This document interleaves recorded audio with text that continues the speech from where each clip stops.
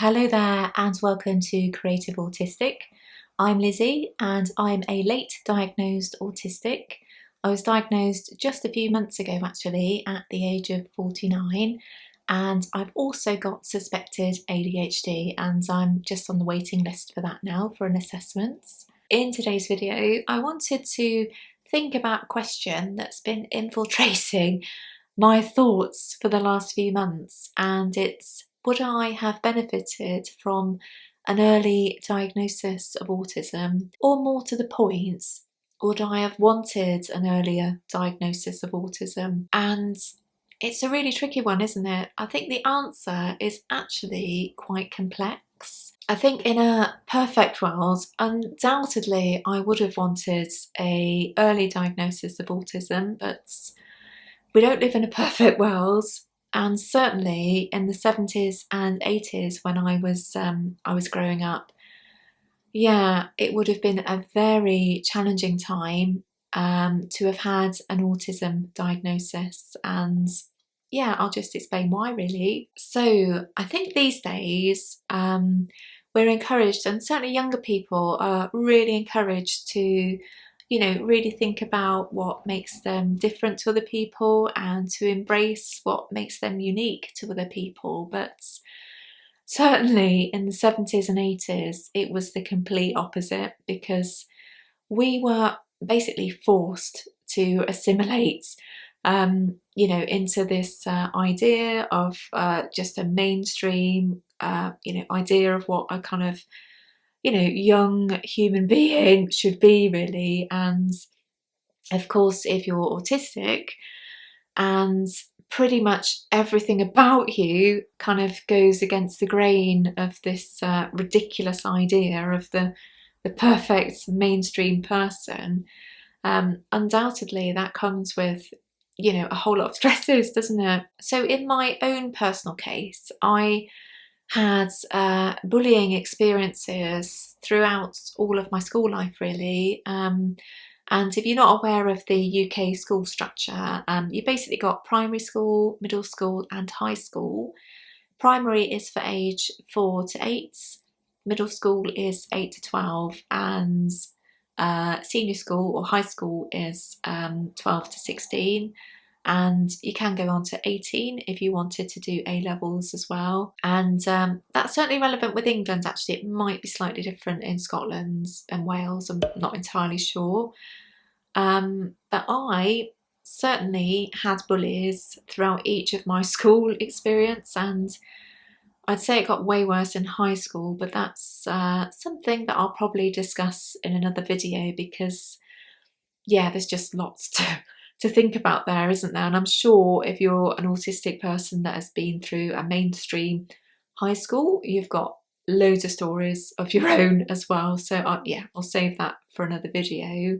And because of my obvious differences or quirks, if you like, from other kind of school children, bullies were just, able to kind of pounce on any of those differences, really. And certainly in my case, I'm from a Scottish family, and we were living in England, so I had a Scottish accent for a while I was young. And I also had a really unique Christian name, which I've used my middle name for my entire life basically since then. But those two things made life really difficult. And on top of that, being autistic, so my body language and behaviour was no doubt completely different from other students, just made me kind of easy pickings, really. And I think that having a diagnosis of autism, or what probably would have been Asperger's at the time, I think in all honesty, it would have made things even more difficult.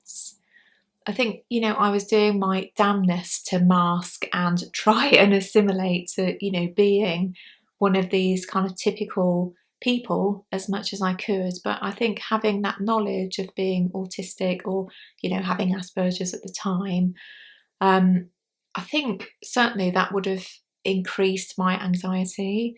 I'm sure it would have been something that I would have tried to keep to myself, but invariably you tell things to one student without thinking it's going to get out to the whole class, but of course it does. And certainly there was very little sensitivity when it came to any special needs in classes or any learning disabilities that people may have or difficulties around those areas. And slurs were really prominent back then, and this mindset was never challenged. Everybody was hugely ableist, and it was just very much ingrained into the culture, really. So I think, had I had a diagnosis of autism, of course, people would have had no idea really what that would have meant. So, I would have had everything thrown at me. Now, I know that things have improved since then, thankfully, in many different ways, but, I don't want to take away from those that are still facing challenges these days in their early years and through school and college, because I don't doubt it's really difficult for a lot of people still.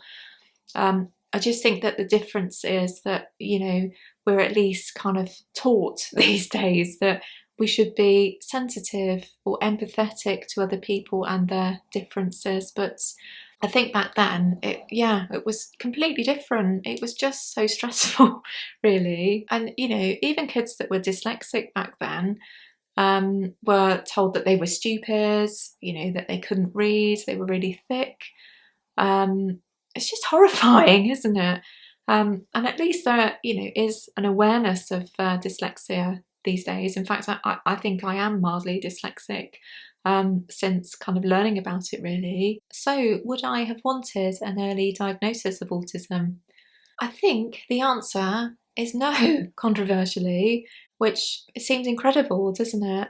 But I think I would have really benefited from a diagnosis when I left school. I found the big open wide world really difficult to navigate, and I think it was compounded by the fact that I didn't get on with my dad, so it meant having to leave home when I was 17, which also meant leaving art college, which I really loved, but I had to go and get a job and find a place to live and support myself, which was really difficult as an autistic person, I realise now. And also trying to meet other people and, just have friends really was really difficult. I really struggled to find people with similar interests to me. So I would find that I would have to kind of quieten down my interests in order to, at least kind of relate to other people, which meant, pretending that I liked mainstream music and all that kind of nonsense, which, I really didn't like at all. And it also involved me having to drink loads of alcohol, basically. It was a way for me to be able to relax enough to be able to try and relate to people. It made conversation kind of flow a lot easier, and it meant that I was able to have at least some kind of social life, which in hindsight was really kind of, helping me to, come to terms with my home life, really, which was really difficult. And I think having that diagnosis then would have really allowed me to understand why I was different to other people, and particularly other girls of my age, and why I just kind of struggled in so many areas. And it also would have explained why I needed to have a drink all the time. When, I'd meet anybody socially, it would always be in a pub, because that's the only way I knew how to be able to talk to people, really. I think it also would have explained why I've always really struggled in the workplace. I've had absolutely tons of jobs, I have to say, and they've mainly been in office settings, so a lot of customer service, sales, a bit of communications, recruitment, event organisation, all the stuff that is a complete anathema to the average autistic person, really. Having to get out there and kind of dealing with other people when you don't actually relate to other people very well. It's, really challenging and creates a lot of anxiety, and it makes you need a lot of downtime outside of work as well. I've had a lot of kind of shutdowns as a result of, having to endlessly deal with people and customer complaints, I've always struggled with. And, having that diagnosis would have explained so much to me, because I used to think to myself for ages, why am I so different? Why do I find all this hugely stressful? And why am I constantly leaving jobs that, I just really can't seem to do, only to find myself in a similar position the next time that I go into a job. So I just really wish I'd have had that knowledge back then. And who knows what that would have led to? Would my life be vastly different to how it is now? I've no idea. It's really difficult to tell, isn't it? And I would just really try and focus on the positive things that have come about in my life through, not having a diagnosis. I probably wouldn't have met my partner, who is, an absolute rock. I have to say, he is so understanding of all my autistic quirks, and it's probably because he's an introvert himself. Yeah, that would have been really sad to have not met Ian, but yeah, it's a difficult one, isn't it? So I'd love to hear your thoughts on this really big question as well, because I can guarantee you've been through a really similar process in trying to come to terms with this question. Would you have benefited from this huge thing that explains so much about you and who you are as a person, earlier in life? Or do you think it might have hindered you in a similar way to, what I think it might have done for me, and certainly in the 70s and 80s? So thank you for watching this video, and I've got to apologise. It's probably seemed a bit bitty, but as soon as I sat down to record today, they started roadworks right outside of my studio, so it's been a bit difficult kind of jumping in and out of conversation. So apologies if it's not been kind of like a free flowing video, but hopefully the next one I make might be roadwork free, fingers crossed. So anyway, I'd love to hear any questions that you have, or any themes that you'd like me to discuss in a future video. So yeah, leave those down below, and I'll see you again soon.